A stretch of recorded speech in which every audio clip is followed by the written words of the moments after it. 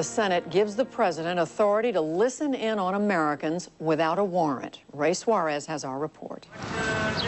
With its vote this afternoon on a bill overhauling the Foreign Intelligence Surveillance Act, or FISA, the Senate ended nearly a year of passionate conflict. By a vote of 69 ayes and 28 nays, the bill is passed. Much of today's debate centered, as it has for months, on whether telecommunications companies should be shielded from civil lawsuits. Several companies helped the government tap Americans' phones and computer lines without warrants after 9/11.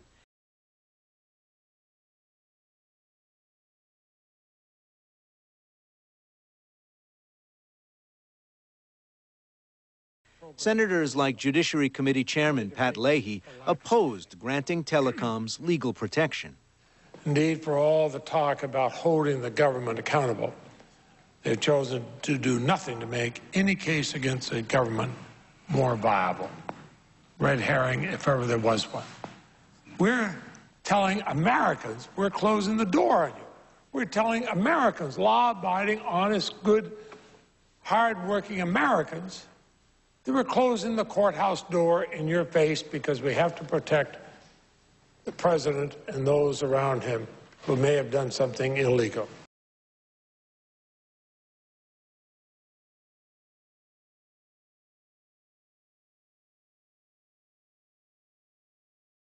Democrat Russ Feingold of Wisconsin argued the new provisions could still result in innocent Americans being targeted. The FISA Amendments Act would authorize the government to collect all communications between the United States and the rest of the world.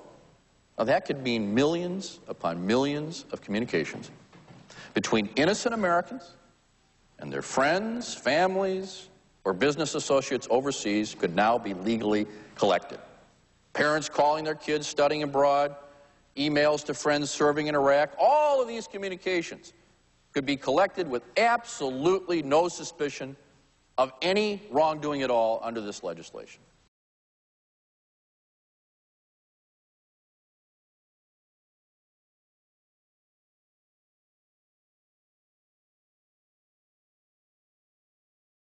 Not all Republicans were as pleased with the measure. Though he eventually backed the bill, Pennsylvania's Arlen Specter criticized the deal's negotiators for not including the full Senate in the process. It's plain that most members of the United States Senate have not been briefed on this program. There's an old expression, buying a pig in a poke. It means buying something that you don't know what it is you're buying. Well, that's what the Senate is being asked to do here today, to grant retroactive immunity to a program where the members don't know what the program is.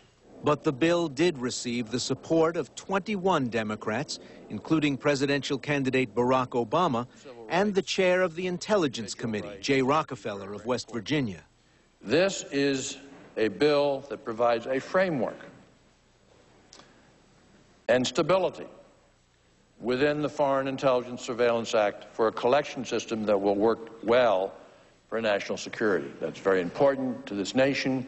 That's very important to this body and to every single American. Having already passed the House, the bill now goes to President Bush for his signature.